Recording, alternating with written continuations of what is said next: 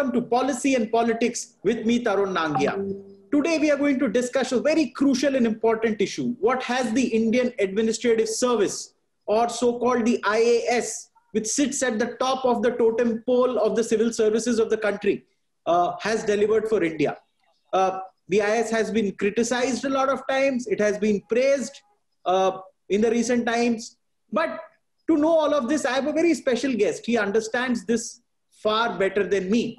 Let me introduce to you a gentleman who has sat on the chair of the project monitoring group that is currently reporting to the Prime Minister's office. He has served in eminent positions like Secretary, Ministry of Coal, Secretary, Ministry of School Education, and many more important positions in his career. But we all know him as a man, as a gentleman who minces no words, either in praising or panning the bureaucracy.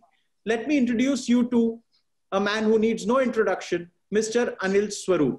Sir, welcome to Policy and Politics. Good afternoon. So I will start the first questions with a quote. This quote is by Sir Richard Wilson, Secretary of the Cabinet and Head of the Home Civil Service from 1998 in United Kingdom. He says, there are occasions when you have to say bollocks to ministers. I think a frank bureaucrat like you has done that many a times. There are occasions where you have to, not only occasions, almost always you have to give what you think is correct. But the minister may think totally differently. So long as what the minister says is not illegal, if you are unable to convince the minister, you have to go by what the minister says. That's the understanding between a civil servant and a minister. Problems arise when you have your convictions and the minister does not appreciate those convictions and you end up fighting with them, which I don't think is very correct. We are a part of a democracy where the ultimate decision maker is the politician. We should have the communication skills to convince him. And as I discovered during my entire career, almost in 90% of the cases, I was able to manage to convince the minister about what I had in mind. But there were other 10% cases where he didn't agree with me. So obviously the final decision has to be his. So I was very clear in my mind after a few years of my initial years of service, as I write in my book, then there were no dilemmas. I had to say what I had to say and then let the minister take a call on whatever he thought was correct. Okay. That's interesting. We'll move ahead. But the usual talk about civil servants is that they are just too civil, as in too compliant of those who they, in a sense, report to.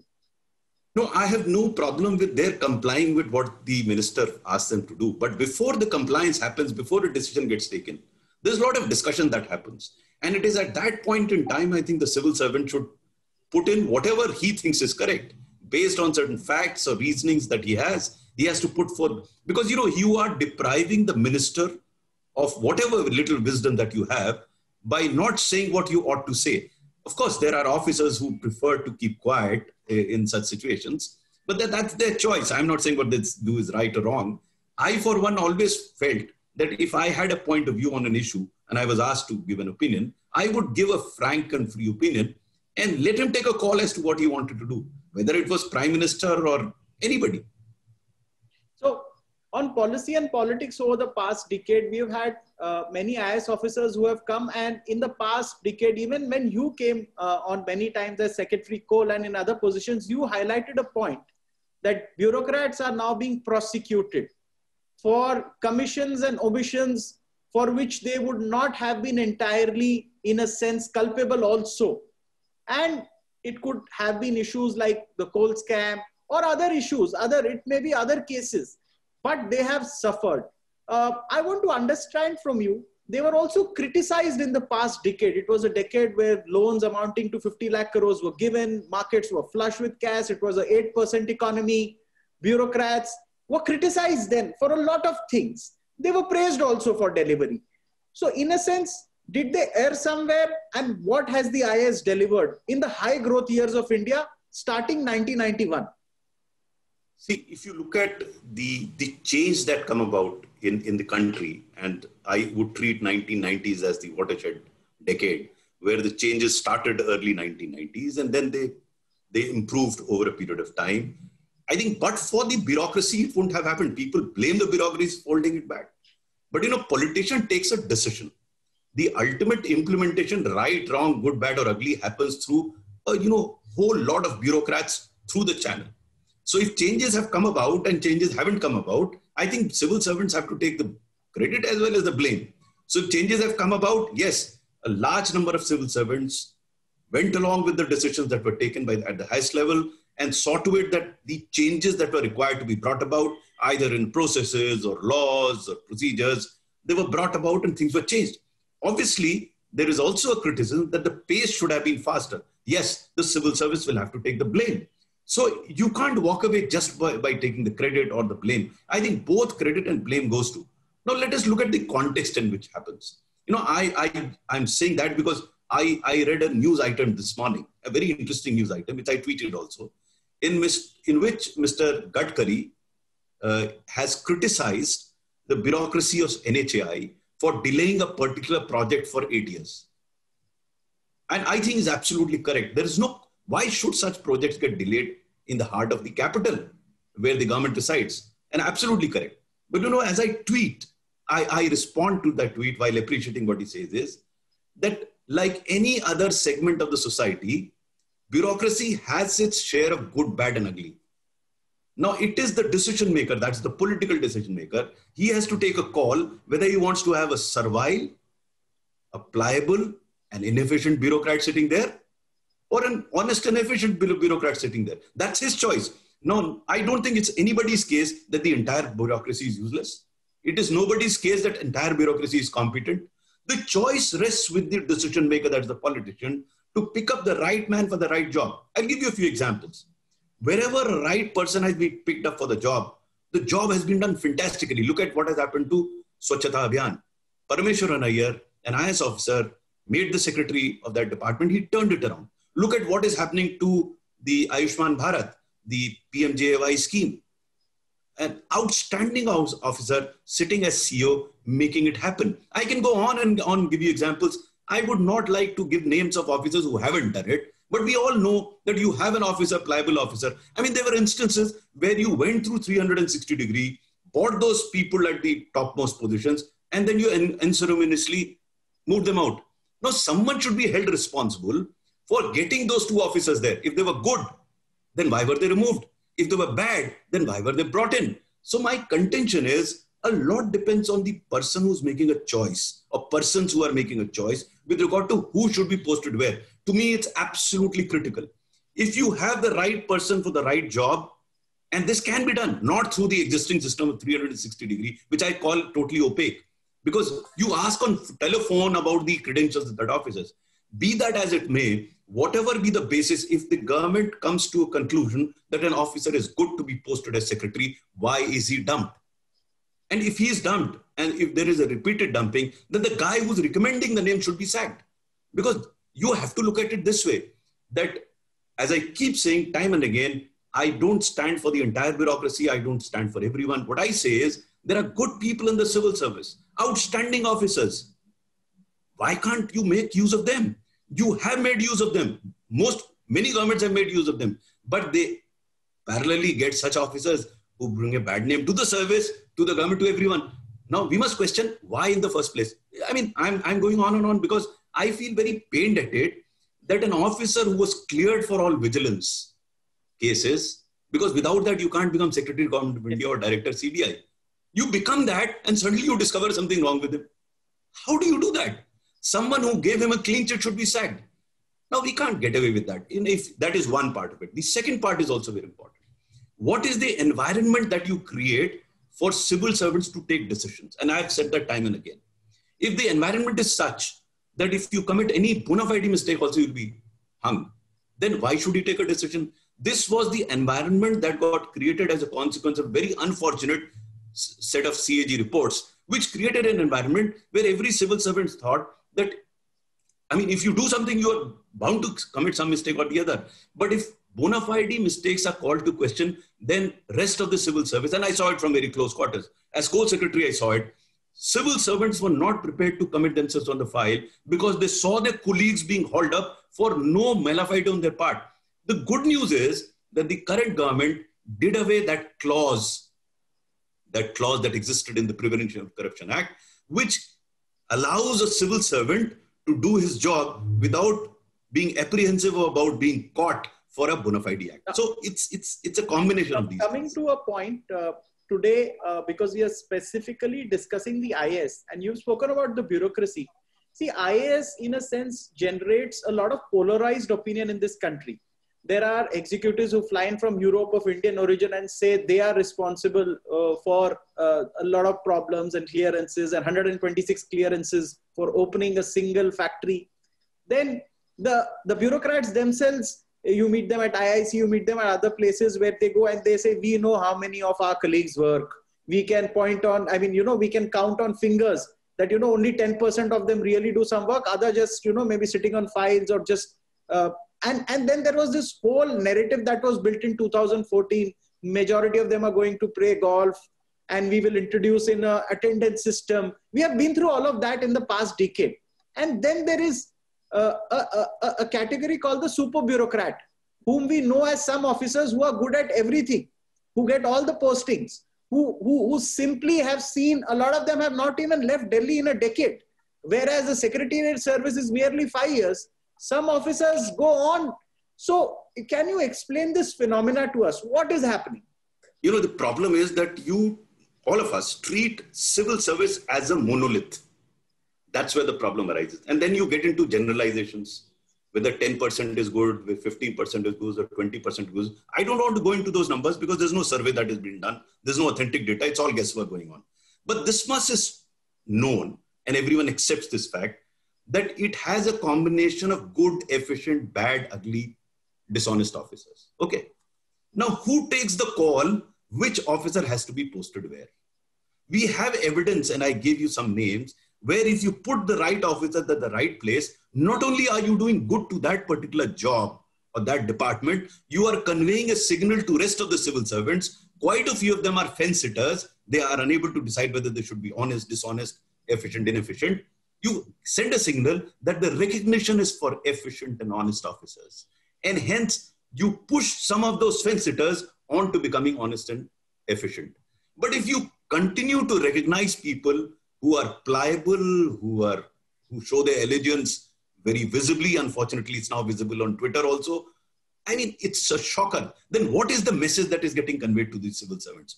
Again, I don't stand for civil servants who are dishonest. They should be put behind the bars, yes. But I am concerned about, in every organization, there'll be 10% totally incorrigible, dead and gone. There'll be 10% incorrigible in the sense they are so good that whatever be the government, they'll do well. But there is this between 70 to 80% officers who I call them fence sitters. That is where the signaling becomes very important. And it is true of any organization. Why do you think that when a good leader heads an organization, the whole organization starts moving? Same people, because that leader conveys signals to those fence sitters that good work shall be appreciated. Now, who are you patting on the back? That's very, very important.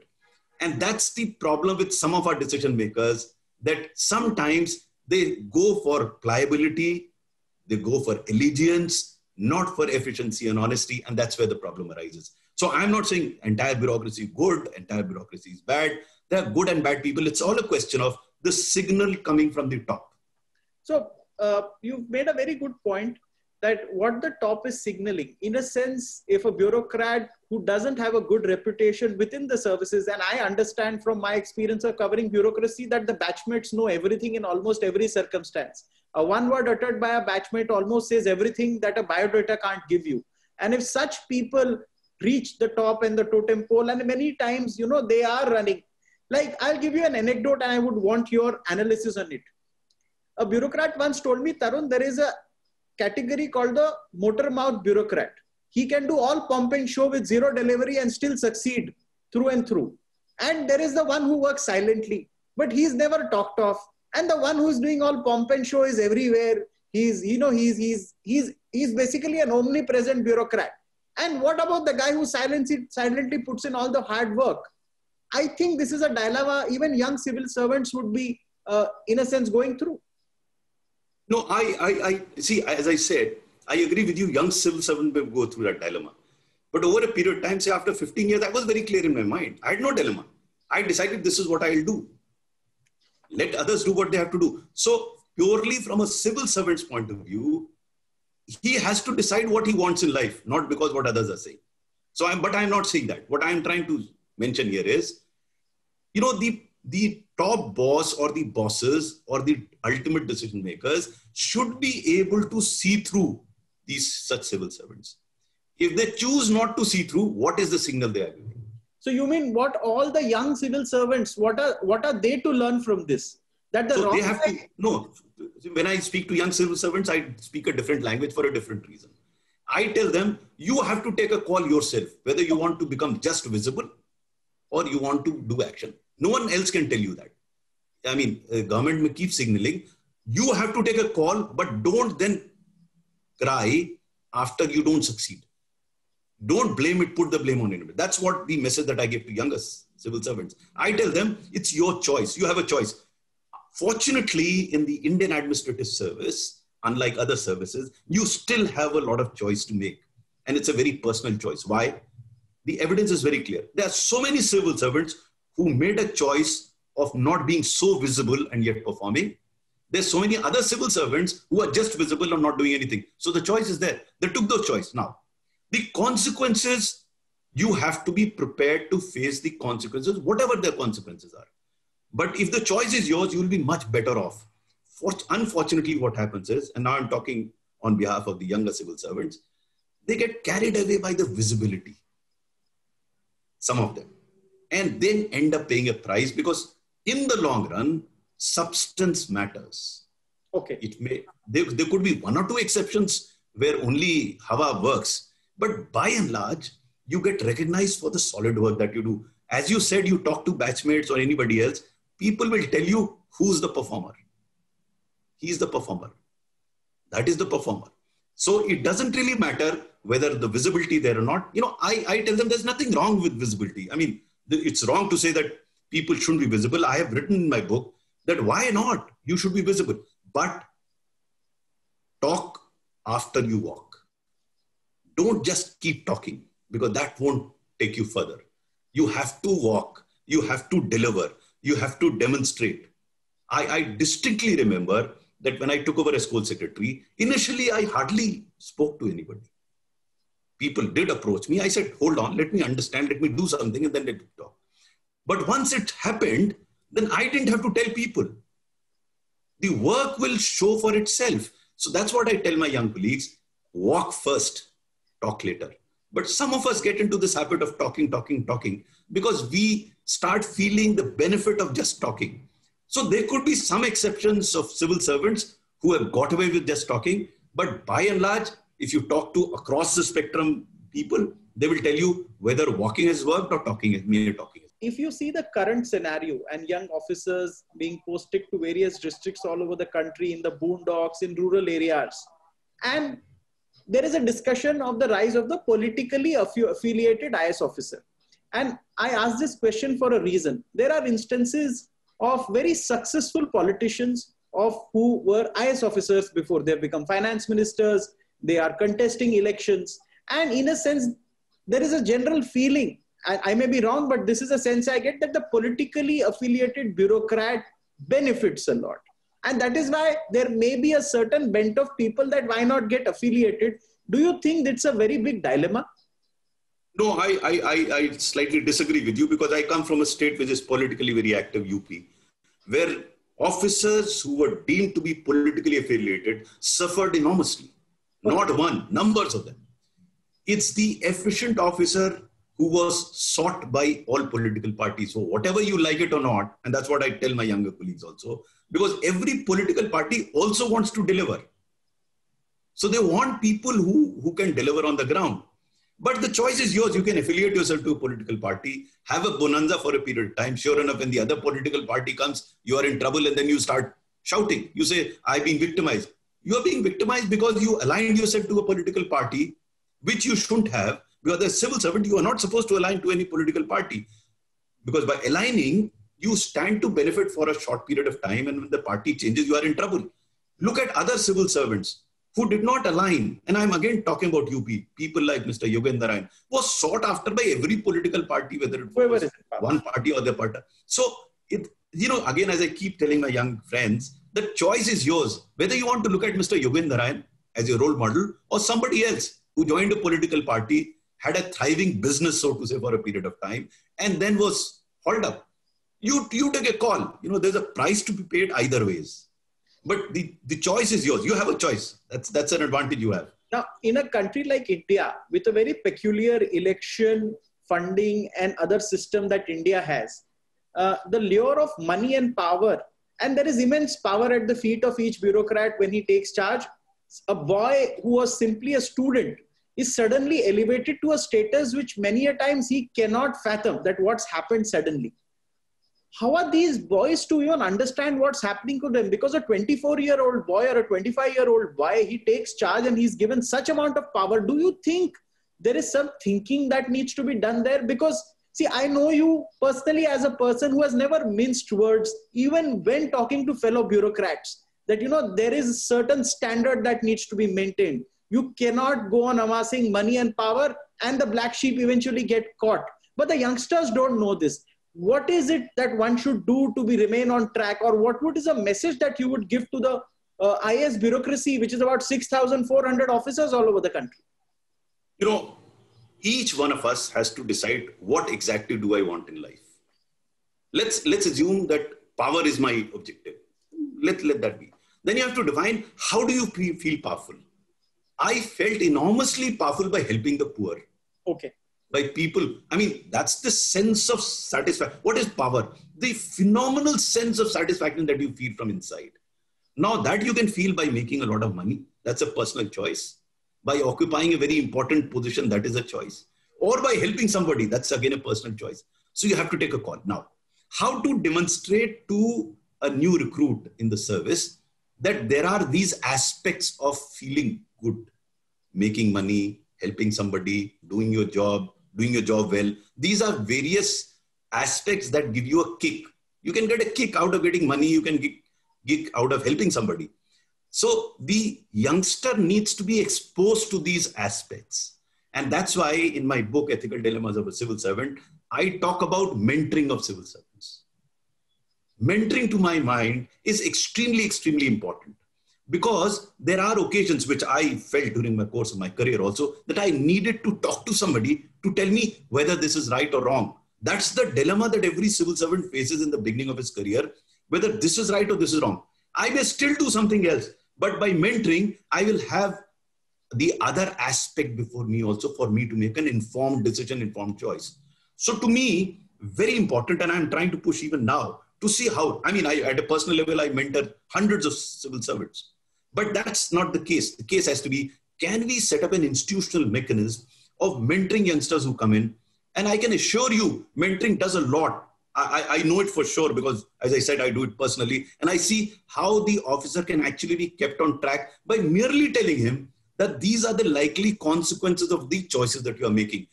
You don't make choice for him. You merely make him aware of the consequence of the choices that he's making. Now, this brings to my next question. By your writings and by your tweets, we come to know about a lot of officers who have done phenomenal work, be it in Indore, be it in Maharashtra, be it in Karnataka. And these are officers whom we sitting in Delhi never knew about. But they are certainly remembered for their contribution in the cities. In fact, even 10 years after they are transferred, people remember that this man changed the bus system, or this man brought in good BRTS, this man improved the infrastructure. Do you think there is a lack of media support for such officers at the local level? Yes, they are, in a sense, the media also lauds them, but at the national level, recognition is low. I am not a great believer in blaming somebody else for a problem that we have. Media has its own designs, own purpose, own reason for doing what they're doing. So I don't want to blame the media. I would put the blame on myself. As a civil servant, do I have the courage to appreciate the good work of my colleague? The charity has to begin at home. If I, as a civil servant, cannot appreciate the good work of my own colleague, how do you expect media to do it? So that's the step one. Can I identify good work with the objective of demonstrating to other civil servants that good work can be done because it is being done. It's not an ideal of Mahatma Gandhi or Lord Buddha that this should be done. I've never said that. I mean, many people will tell you this should be done, this should be done. No, I don't believe in that. I believe in, if good is happening, let us notice it. Let us understand how it is happening. Let us appreciate it. Let's propagate it at our level. And if it gets to be known, the chances are that others will pick up and say, yes, good work is being done. And not only is being done, it is being recognized as well. So might as well do it. Now, people keep telling me, I mean, as you also said, there are only 10%, 50% good officers. As I said, I don't even argue whether it's 10, 20, 50. Let us assume for the sake of argument that only 15% officers are efficient and honest. Okay, for argument. How do you increase that number?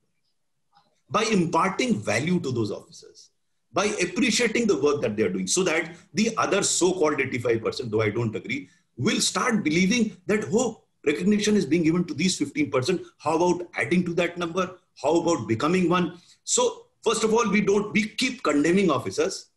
So people say everyone is condemning us. So what is the incentive for an officer to do good work? The incentive is recognition. Now, who's going to recognize? One, of course, as you rightly said, media should, but they may not. But at least I should recognize. So the whole initiative of Nexus Good basically is to identify good work, understand good work, appreciate good work, then attempt to display it so that it can be replicated and scaled, and other officers feel induced to do good work. That's very important, because if you demonstrate that good work is being recognized, others get induced to do good work. Like you recently told the story of an officer called Tukaram Munde. In fact, when he was transferred, hundreds of people landed up outside his office saying, we will not let you leave the city. We can't let go such a good officer leave our city. That's the kind of love common people showered upon him. Do you think secretariat level is all policy making, but actually in the districts of the countries where they actually interact with people and they get feedback, do you think that changes them because they are in direct interaction with the people of India there? See, the roles are slightly different, but the sense of satisfaction is by and large the same. There it may be much more visible in terms of people supporting you. But in secretariat, the amount of sense of satisfaction that I got, even as Coal Secretary, which is basically a policy making, was enormous. So bottom line is a sense of satisfaction. Sometimes it gets manifested in people around your house or your office stopping you. Others is the basic sense of awareness that you have that something has happened. So if coal block auctions have happened transparently and people are benefiting, you don't have to have 1,000 people sitting around you to tell you that you're doing. You know it for sure. Yes, in the field, it is much more palpable. It's much more visible. That's how the officer gets the kick that he looks for. And everyone looks for recognition. It would be wrong to say that aap nishkam kaam kijiye, fair enough. Nice to say. But everyone requires recognition. Let's accept that as a fact and recognize them. And it's heartening to note that people do recognize. But another thing which I tell the civil servants is sometimes I see in some of them in using social media to get that recognition. That is wrong. When they hanker for it, when they want it, that's their problem. You made a very important point today that, sometimes there is a lot of infrastructure also used, but we are not getting into that. We all know what happens. But this is the end of part 1. Sir, in part 2, I would want to discuss with you the role of the IAS in maintaining democracy and law and order in this country. Because in my interactions with IAS officers, I have understood informally, of course, off camera, that Tarun, India is a democratic country. Please give some credit to the Indian Administrative Service that India is a running, functioning democracy where all countries around India who became independent some are military powers. Some have turned into dictatorships. India emerged from the boondocks in 1947 and the democracy still continues. I think that will be an interesting session. But I would like to thank you so much for sparing your time at a short notice for this episode. And I hope all the viewers and the officers watching you will appreciate what you shared with them. Thank you so much for joining me on Policy and Politics today.